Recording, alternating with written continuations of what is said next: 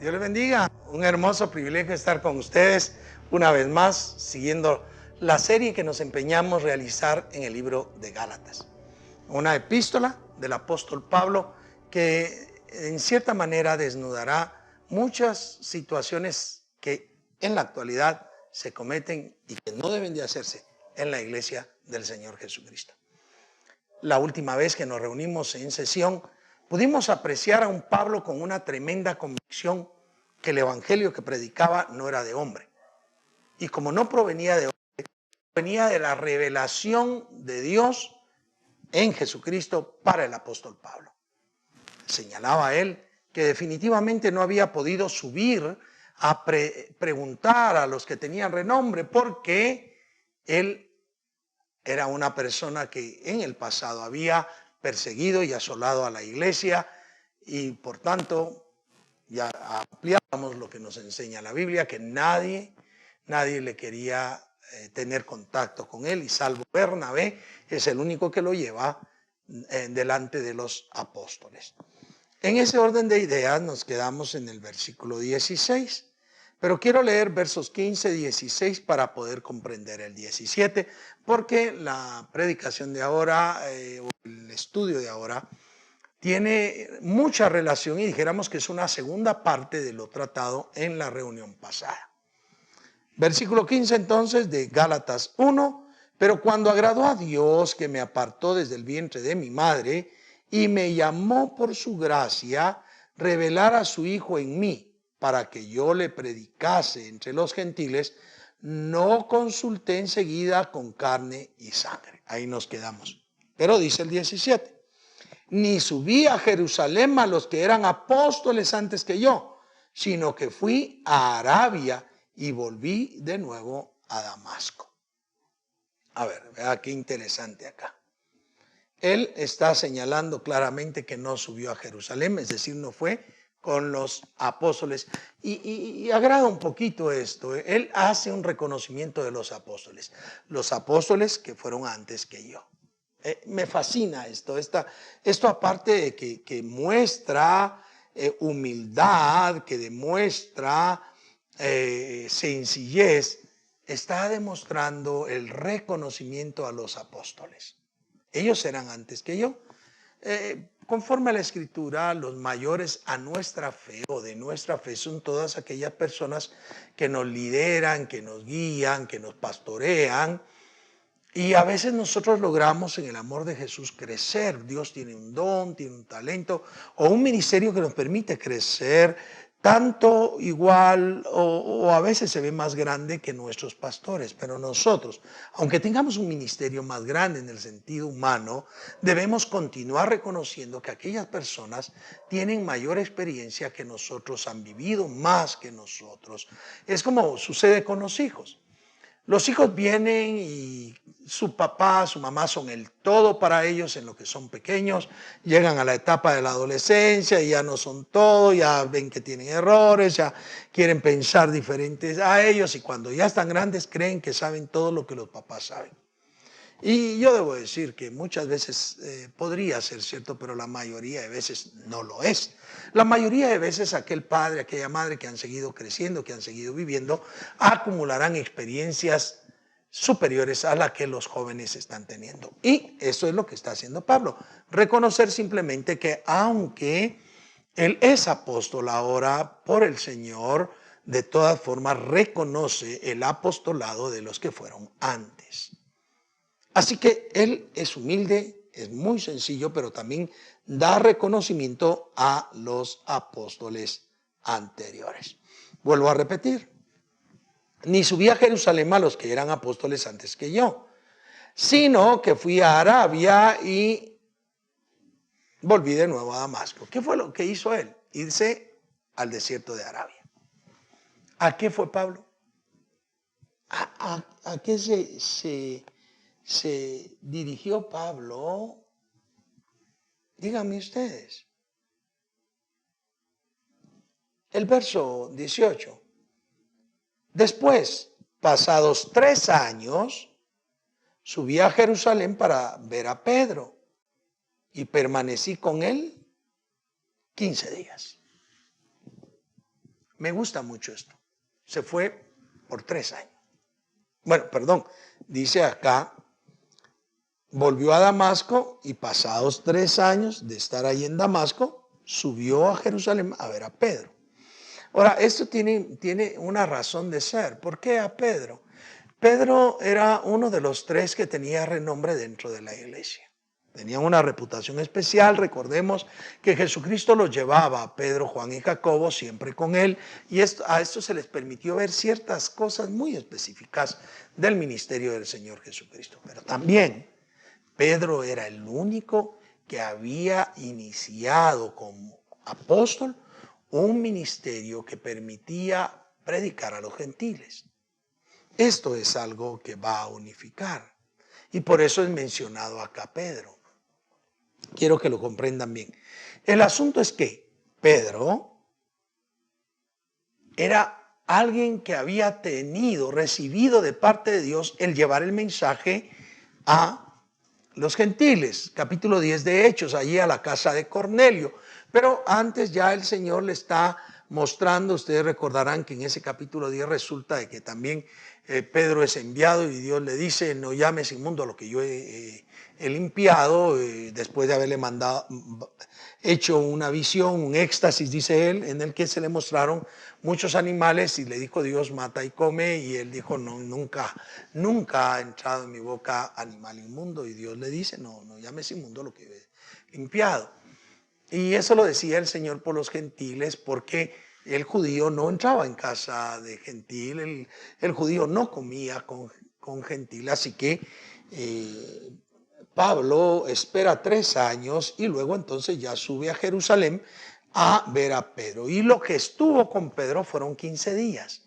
Me fascina porque histórica y cronológicamente este escritor nos está dando a nosotros una imagen certera de lo que estaba sucediendo. Él está explicándole a los de Gálatas que el evangelio solamente proviene de Dios, que es un evangelio proveniente de Dios, revelado divinamente. Y como es revelado divinamente, no tiene que ver con hombres.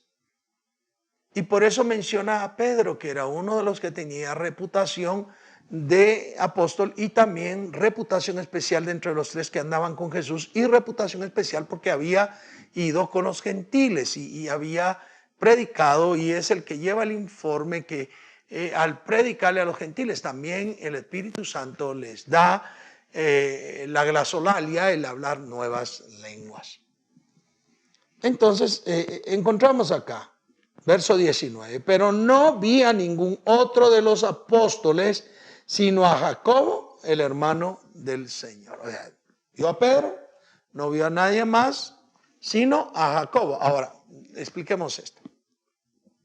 La tradición nos enseña que allá en Hechos capítulo 15, el que dirige la asamblea, ese que se llama el Concilio de Jerusalén, es Jacobo, el hermano del Señor. Y es el que está mencionando aquí Pablo. Él no vio a uno de los apóstoles aparte de Pedro. Pero aparte de los 12, ya en ese momento estaba sustituido Judas, así que ya eran 12 otra vez, pero estaba Jacobo, el hermano del Señor. Y entonces dice, pues solamente vi a Jacobo, el hermano del Señor. En esto que os escribo, he aquí delante de Dios que no miente. Es otra vez formidablemente. Hay un profeta, el profeta Elías, que cada vez que hablaba, sabiendo que él era la boca de Dios, el que trasladaba lo que Dios decía, él decía, Jehová de los ejércitos, en cuya presencia estoy. Él sabía, él se exponía delante de Dios de que él no estaba mintiendo, no estaba haciendo nada malo en su vida, porque él vivía delante de Jehová de los ejércitos. Pero Pablo dice que él no está mintiendo y que se expone ante Jesucristo. Dice allí este apóstol delante de Dios que no miento. Lo escribo delante de Dios. Yo aprendí una estrategia con mis hijos, porque a veces lo juro se nos puede salir rápidamente, y me lo jurás, rápidamente se nos sale. Y yo traté de inculcarles que lo que ellos decían tenía que ser dicho delante de Dios y no delante de los hombres. Y cuando alguno de ellos me dice, te estoy hablando delante de Dios, me da tal convicción que no mienten, me da tal certeza que no mienten, que me dejan confiando en su palabra. Pablo está diciendo eso acá. Yo no miento. He aquí, delante de Dios que no miento. Sigue con su narrativa. Después fui a las regiones de Siria y de Cilicia. Ya él comienza a ir a ciertas regiones a predicar el evangelio. Y no era conocido de vista a las iglesias de Judea que eran en Cristo. Es decir, no era famoso, no era conocido. Yo me fui a Siria y a Sicilia. Solamente oían decir, aquel que en otro tiempo nos perseguía, ahora predica la fe que en otro tiempo asolaba. Y glorificaban a Dios en mí. Vea, como no era conocido, como no era popular, no era visto, entonces él iba allí predicando y la gente lo que murmuraba decía, aquel que perseguía la iglesia, que asolaba la iglesia, ahora está predicando la fe. ¿Y sabe qué era lo que provocó, lo que estaba haciendo, lo que estaba ocurriendo en aquellas personas que ahora lo estaban viendo? Tenían el deseo de glorificar a Dios. Qué maravilloso cuando nuestra acción, nuestra actitud, nuestro proceder, nuestro testimonio empuja, motiva a las personas a glorificar a Dios.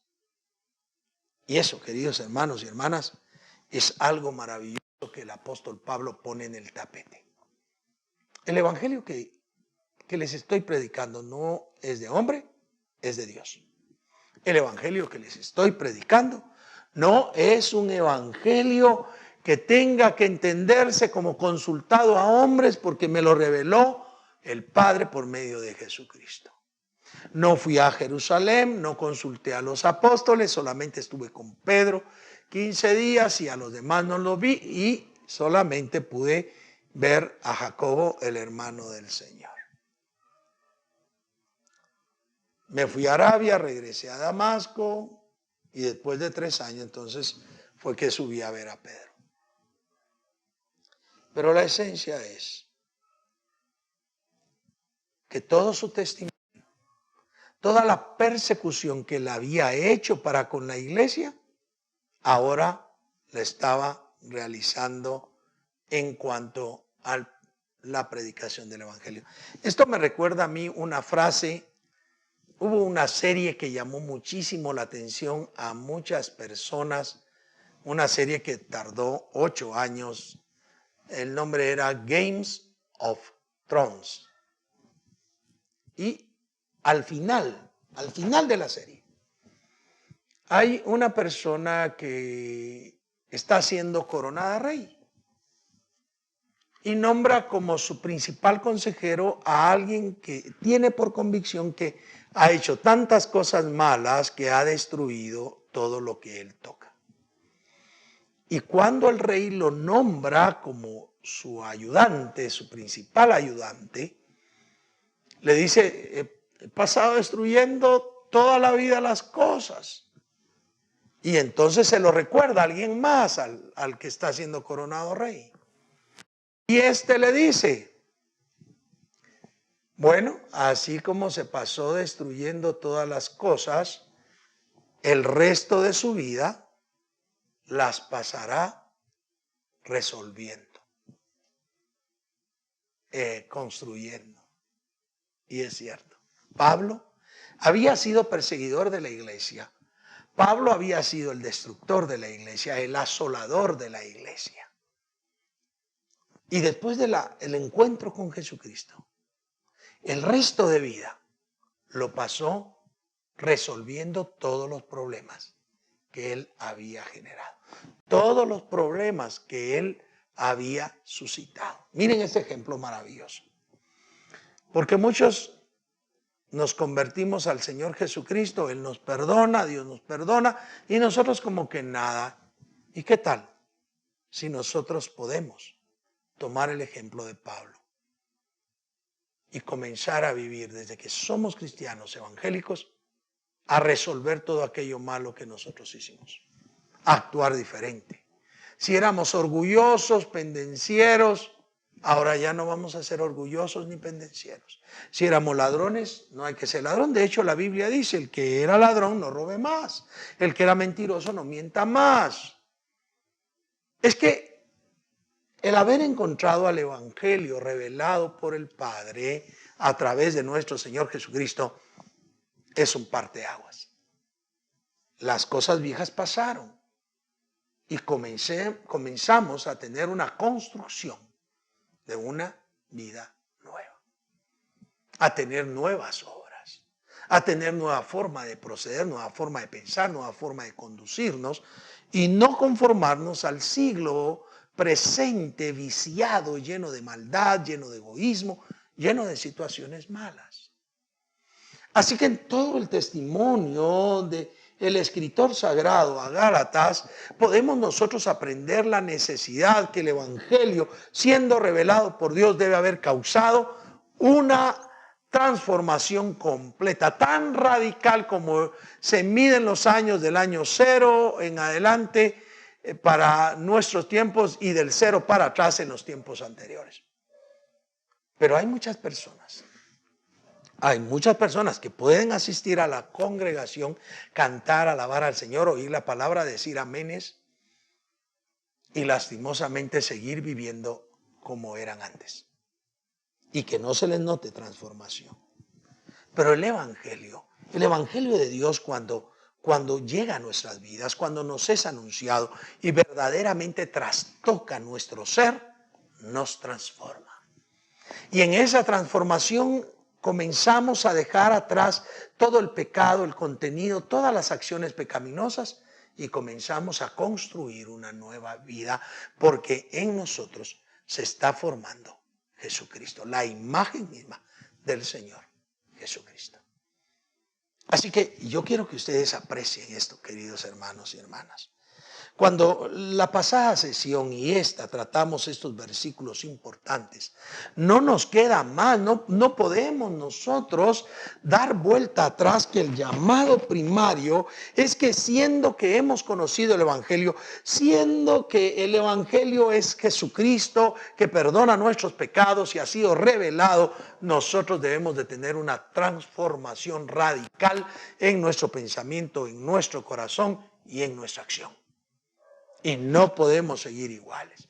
Si hay personas que asisten a las congregaciones, pero su mente sigue siendo pecaminosa, su corazón todavía está desviado y su forma de proceder no parece transformada, esa persona no ha recibido a Jesucristo como su Señor y Salvador, no lo ha confesado verdaderamente y solamente asiste por una costumbre, por una amistad, pero no está acudiendo a Jesucristo porque el Evangelio le fuera revelado a su vida. Así que para Pablo, el Evangelio debe ser revelado en la vida de la persona. Y déjeme decirle, yo debo señalar esto con pena. Pero me recuerdo cuando muy jovencito, uno de mis compañeros en la fe se quedó tirado un buen tiempo. Pasamos a adorar y se quedó tirado allí. Se terminó el culto y él se quedó ahí, todos se quedaban viendo porque no se despertaba. Al fin se levantó y dijo, Dios me dio un mensaje para 7 personas. Solo que me dijo que no lo debo decir ahorita. Vaya cosa, qué misticismo, qué problema. Qué problema, porque Dios no va a revelar nada para no decírtelo. Dios no te va a decir, Dios me mandó a decirte algo, pero no te lo puedo decir. ¿Cómo así? Dios me reveló algo de ti, pero no es cierto. No. Perdóneme. Debe haber un cambio radical desde que conocimos a Jesús. Y aún admito y comprendo que en muchos casos la transformación no es inmediata del todo, sino un proceso, y creo que es valedero. Pero cada día, como dice el proverbio, la senda de los justos es como la luz de la aurora, que va de aumento en aumento hasta que el día es perfecto. Así que Pablo nos está trasladando a nosotros esa convicción que las cosas deben de ser comprendidas desde el evangelio revelado por Dios, el evangelio que Dios revela a nuestra vida, y en ello ser cambiados, transformados, y entonces, una vez transformados, las personas que nos conocen, que vieron nuestro pasado, puedan glorificar a Dios. Porque tú y yo fuimos establecidos para alabanza y gloria de nuestro Dios. Y claro está, en tanto las personas adoren a Dios, glorifiquen a Dios por lo que nosotros hacemos, vamos por buen camino. Pero no cuando las personas te aplauden a ti porque tú te estás haciendo a ellos. Y ya lo dijo uno de los profetas, que ellos se conviertan a ti, pero tú no te conviertas a ellos. Mis queridos hermanos y hermanas, amigos y amigas, este es un desafío tremendo en el evangelio. Que si somos convertidos, si hemos nacido de nuevo, si verdaderamente hemos recibido la salvación del Señor Jesucristo, somos nuevas criaturas transformados. No nuevas criaturas de diente a labio, criaturas transformadas, dispuestos, haciendo buenas obras que Dios preparó de antemano para que nosotros anduviésemos en ellas. Y entonces lo que nos corresponde es decir que tenemos fe, vivir en fe, manifestar la fe, pero mostrar que vivimos una fe que se acciona en cada momento de nuestra vida. ¿Y qué? El testimonio más grande es que aquellas personas que nos conocen, aquel abanico de personas que nos ven, puedan comprender, puedan reconocer que hay que darle gloria a Dios por el cambio que ha habido en nosotros. Bien, ha sido un hermoso privilegio estar con ustedes. Espero que Dios les esté hablando, que Dios les esté bendiciendo, que Dios les guíe, les sustente. Quiero orar por ustedes. Permítame orar. Padre bendito, tú que estás en gloria, tú nos conoces. Nuestro entrar, nuestro salir, nuestro estar, tú conoces nuestra vida, conoces nuestro ser. Y quiero rogarte que permitas que también nosotros demos ese testimonio de haber sido transformados por el evangelio y que vivamos por fe y que las personas aprendan o puedan glorificarte, oh Dios, por causa del testimonio que nosotros damos. Que no solo seamos nosotros personas que hablamos de nosotros bien, sino que los demás puedan hacerlo. Ayuda a mi hermano, a mi hermana, a mi amigo, a mi amiga también, a que cada uno pueda examinarse para tener un testimonio mejor cada día. Gracias, te lo pedimos en el nombre poderoso de Jesús. Amén. Bien, quiero invitarles siempre a que nos estén sintonizando días domingo a las 9:30, miércoles y viernes también a las 19 horas con 30 minutos.